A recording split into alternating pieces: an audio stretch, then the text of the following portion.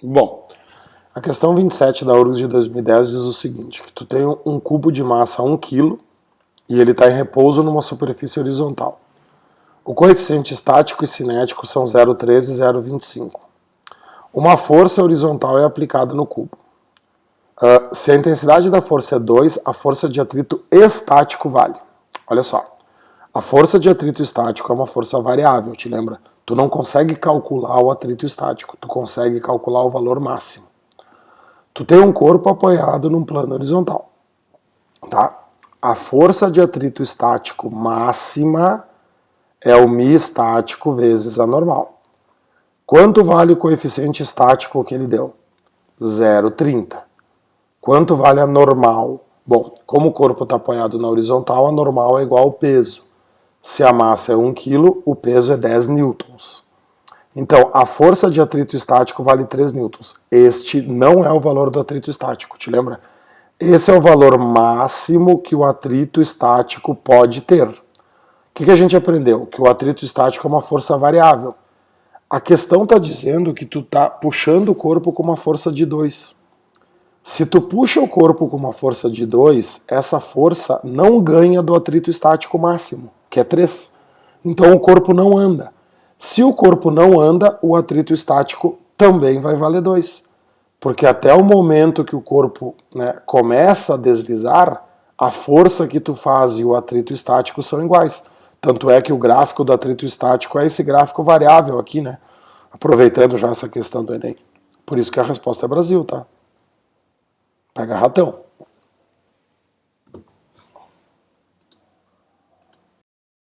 A questão 31 da CAF é uma questão bem trabalhosa. Em uma superfície reta de comprimento x que forma um ângulo θ com a horizontal. O que ele está me dizendo em outras palavras? É um plano inclinado. Então, eu tenho um plano inclinado que tem um ângulo θ com a horizontal. Esse comprimento aqui desse plano vale x, é a distância. Um corpo desliza em MR e UV. Sabendo que o coeficiente de atrito é μ e que o corpo parte do repouso, ele quer saber o tempo para percorrer o x. Cara, muito trabalho. Olha só. Tu abandona o corpo aqui em cima, o que a gente sabe? A velocidade inicial dele é 0. Quem é que puxa ele para baixo? Uma componente do peso chamada PT. Quem é que vai agir contra o PT? O atrito. Então, a força resultante nesse corpo é o PT menos o atrito. Então, PT menos o atrito é a massa vezes a aceleração. Né? O que é o PT? É o peso vezes o seno de θ. Menos o atrito. O que é o atrito? É o coeficiente μ vezes a normal, que é igual a massa vezes a aceleração. Só que no plano inclinado a gente aprendeu que a força normal em módulo é igual ao peso normal.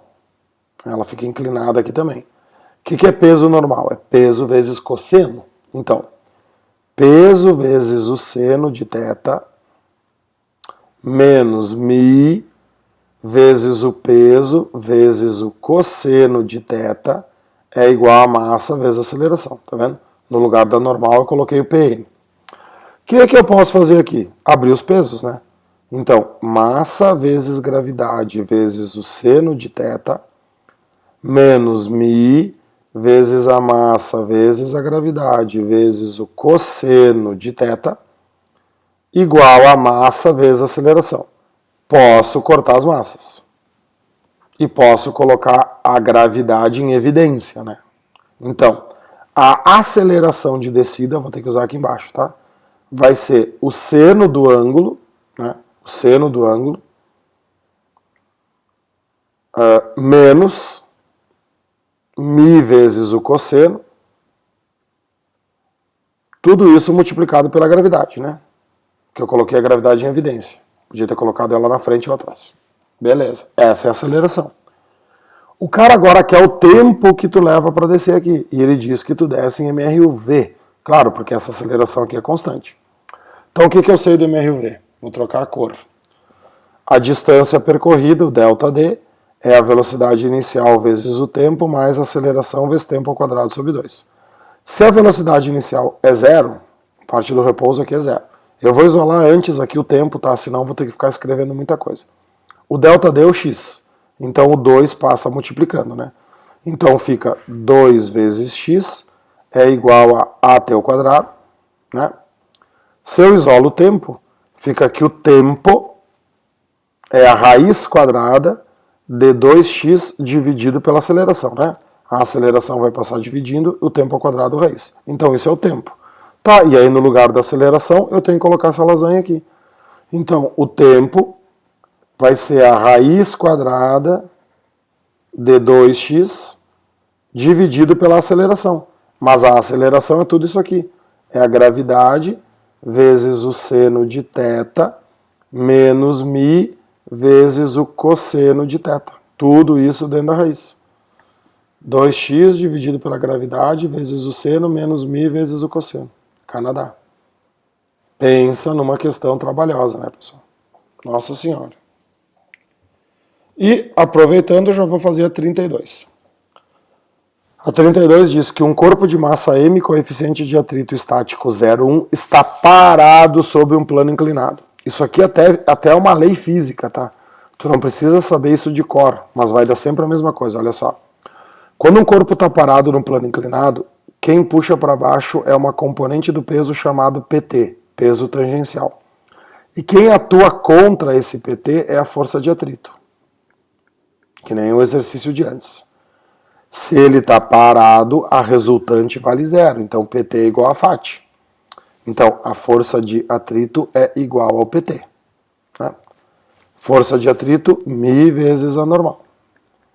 PT, peso vezes seno. Na questão de antes, a gente viu que no plano inclinado, a normal é o PN. E o PN é peso vezes o cosseno do ângulo, que é igual a peso vezes seno do ângulo. Corta os pesos. Isola o μ. Olha o que fica o μ. O μ fica seno sobre cosseno. Essa é a lei que eu te falei, tá? Sempre que um corpo está parado num plano inclinado, o μ é seno sobre cosseno. O que é seno sobre cosseno? Tangente.